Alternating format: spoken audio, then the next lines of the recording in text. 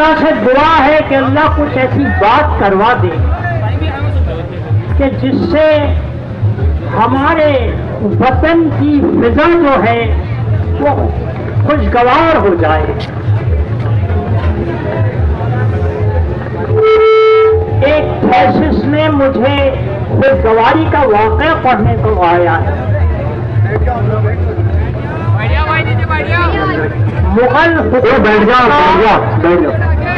مغل حکومت کا وہ اثر نہیں رہا تھا.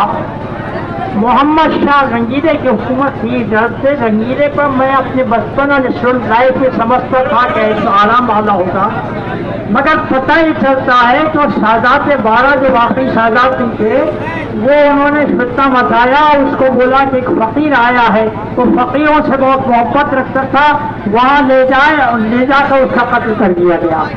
رات کے چھٹپٹے میں وہاں ایک برہمن کی بچی کو، جوان بچی کو بادشاہ کی لال جمرہ کی ریت پر ملی. وہ اس کو مانڈی پر لے کے بیٹھ گئی اس لیے کہ اس کو کتے نہ کھائیں. مجھے خیال آتا ہے شاید یہ غلط نہیں ہے کہ اگر اس زمانے میں اتیاچار کا ماحول ہوتا ستردھاریوں کے طرف سے تو شاید کتوں کو بلا کے کھلا دیا جاتا. یہ واقعہ کیوں سنایا میں جو بولنا چاہ رہا ہوں اس سے میری کوشش یہ ہے کہ ہمارے بھید بھاؤ دور ہو. میں شکریہ ادا کرتا ہوں، میرے ہم وطن بھائی استقبال کر رہے ہیں، اللہ ان کو ایمان کی دولت عطا کرے. اب دیکھیے میں اصل بات پر آ رہا ہوں کہ جو ہمارے درمیان بھید بھاؤ رہتے ہیں دراصل ہم سب اوپر ایک تھے. میرے ایک اسٹوڈنٹ جو ہیڈ ماسٹر ہو گئے تھے انہوں نے ایک ہندو بھائی کو میرے پاس میں لایا جس نے کوئی تقریر سن کے کہا کہ میں ان سے ملنا چاہتا ہوں. تو وہ میرے اسٹوڈنٹ سے میرے پاس لے کر آ گئے. تقریر چل رہی تھی کہ حضرت کے پاس چلو کچھ بات ہو جائے. تو بات یہی آئی کہ ہم سب ایک جگہ پہنچنے والے ہیں. تو میں نے تو قبول کیا کہ قیامت کے سب جمع ہوں گے، لیکن بات یہ ہے کہ ہمارا فرق بڑھتا جائے گا. اس لیے کہ جیسے ہم لوگ بیتول سے چلے تو آگے آنا تھا پور لگ گیا کھولا. اب جو ادھر بڑھتا جائے گا فاصلہ بڑھتا رہے گا، ادھر امراوتی جانے والوں کو فاصلہ بڑھتا رہے گا. کب نہیں ہوگا فاصلہ؟ معاملہ کیا ہے؟ آدم علیہ السلام محمد صلی اللہ علیہ وسلم اسلام کے بانی نہیں، کھل کے میں کروں. آپ نے آدم علیہ السلام کے لائب اسلام کو اللہ نے آپ کے اوپر پورا کیا اور اس کے جو احکام ہیں نیچرل ہے، اس لیے کوئی انسان کے بنائے ہوئے نہیں ہیں، اللہ کے بنائے تھے. اور قرآن حکیم کے ہر حکم کے بارے میں بتا دیا گیا کہ بدلنے والا نہیں، بدلنے کے قابل ہی نہیں. تو اب ہوتا یہ ہے اپنے اس میں پچھلے دنوں بہت حجاب کا فریکشن چلا حجاب کے نام پر. میرے کو خیال ہو رہا میں حجاب کیوں بولوں؟ نہیں، میں لفظ استعمال کرتا ہوں گھونگھٹ کا. ہاں، ایسی امید ہے کہ میرے گھونگھٹ کی بات کہنے سے شاید پھر کچھ قریب ہوگی. اس لیے کہ کوئی پرانے زمانے کی بات نہیں جی. آج شمالی ہندوستان اتر پردیش کے علاقوں میں چلے جاؤ، بلکہ مدھیہ پردیش سے کچھ آگے سے شروع ہو جاتا ہے کہ گھر کی بچیاں شادی شدہ اپنے دیوروں کے سامنے گھونگھٹ لیتے ہیں. گھونگھٹ کیا ہے؟ آڑ ہے. دیکھو یہ پردہ حجاب گھونگھٹ جو ہے یہ اللہ نے قانون جو بنایا وہ ہماری کایا بھی اسی نے بنایا، اور ہمارا جو کچھ اندر کا طبیعتیں ہیں اس سے واقف ہے. تو ہوتا کیا ہے، ہماری بچیاں جب جوانی کے قریب ہوتی ہیں تو ان کے جسموں میں شاریرک بھوتک پریورتن آتے ہیں، جو پریورتن کو ماں باپ بھائی وہ دیکھ سکتے ہیں. لیکن دوسروں سے اللہ کا قانون ہے کہ اس کو چھپاؤ. ایسا نہ ہو کہ تم کسی فتنے میں پڑ جاؤ. بلاತ್ಕಾರ کا کتنا لفظہ ہو رہا اپنے سمجھے آپ. کئی سارے واقعات ہمارے پرائم منسٹر نے بھی وہ تعلق کیا تھا کہ بیٹیاں بچاؤ وغیرہ وغیرہ.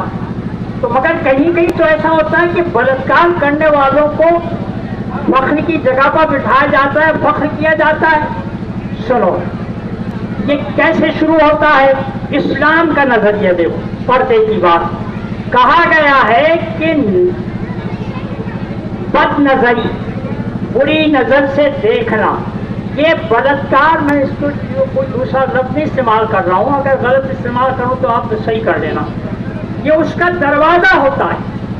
بلاತ್ਕਾਰ اگر گھر ہے تو بری نظر سے ایک مرتبہ دیکھنا اس کا دروازہ ہے. آپ نے ایک مرتبہ حضرت علی سے کہا کہ علی, پہلی نظر تمہاری ہوتی ہے, دوسری نظر شیطان کی ہوتی ہے. اب اس میں کچھ لوگ, میرے کو مسلمانوں تک ایک مذاق سننے کو ملا جب یہ بولا جاتا ہے کہ پہلی نظر ہی کیوں ختم کرنا. ارے اللہ سے قیاس کر رہے ہیں تم, وہ پلک جھپکانے سے گنتی نہیں ہے. اب مثال کے طور پر میں ایک غریب بچے کو دیکھ رہا ہوں اور اس کی طرف رحم کی نظر ہے میری, اور اسی وقت ایک شریر بچہ کسی کو ستاتا ہے, وہ ادھر دیکھتا ہوں تو میری نظر دوسری ہو جاتی ہے, پلک نہیں جھپتی دیکھو میری, مگر آنکھیں بدل گئی.